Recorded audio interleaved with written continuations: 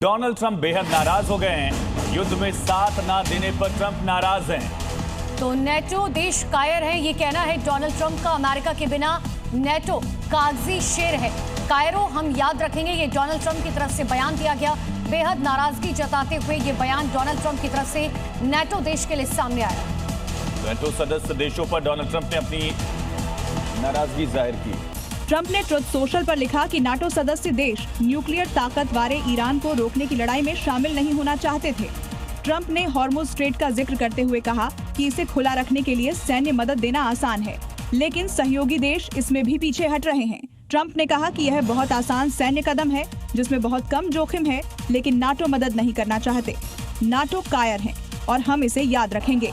जंग के 22वें दिन की ये बड़ी अपडेट है। आईडीएफ कमांडर के साथ नेतन्याहू की मीटिंग से जुड़ी ये बड़ी खबर।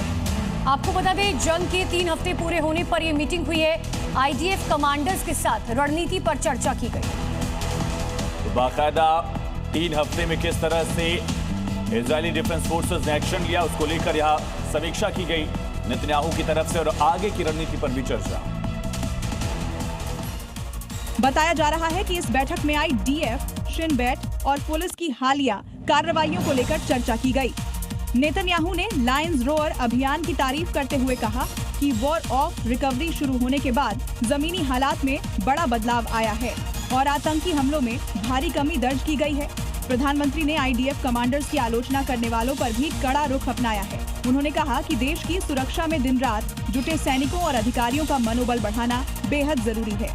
फिलहाल इस बैठक को आगे की सैन्य रणनीति के लिहाज से बेहद अहम माना जा रहा है। तो मिडिल ईस्ट में ड्रोन खतरे से निपटने के लिए अब यूक्रेन काफी एक्टिव हो गया है। यूक्रेन ने भी 5 देशों में अपनी एंटी ड्रोन सिस्टम और ट्रेनिंग यूनिट्स को फिलहाल तैनात किया है।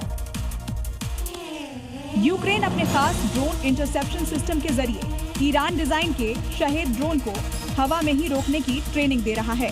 ये ट्रेनिंग बेहद हाईटेक तरीके से दी जा रही है, जहां असली हमले जैसे हालात तैयार किए जाते हैं। यातागान स्कूल में यूक्रेनी पायलट्स स्टिंग जैसे इंटरसेप्टर ड्रोन उड़ाकर दुश्मन ड्रोन को ट्रैक और नष्ट करना सीखते हैं। यहाँ एक ड्रोन को टारगेट बनाकर दूसरे ड्रोन से उसे हवा में ही इंटरसेप्ट किया जाता है। मिडिल ईस्ट में बढ़ते ड्रोन हमलों के खतरे के बीच यूक्रेन की ये पहल क्षेत्रीय सुरक्षा के लिए बड़ा कदम मानी जा रही है। और एक बड़ी खबर है, तेहरान में आईडीएफ ने एयर स्ट्राइक की है। 2 हवाई हमले तेहरान में आईडीएफ की तरफ से किए गए। देखिए, मिसाइल प्रोडक्शन ठिकाने पर हमला किया गया, मिसाइल स्टोरेज पर भी हमला हुआ है। तेहरान में सैन्य ठिकानों पर हमला किया गया। बड़ी खबर इस वक्त की आपको बता रहे हैं, मिसाइल प्रोडक्शन पर जो हमला किया गया उसकी तस्वीर आपके सामने। मिसाइल स्टोरेज पर हमला किया गया। बाकायदा आईडीएफ की तरफ से वीडियोस भी जारी किए गए। किन टारगेट्स को हिट किया गया है, इसकी तस्वीर और लोकेशन बताई गई।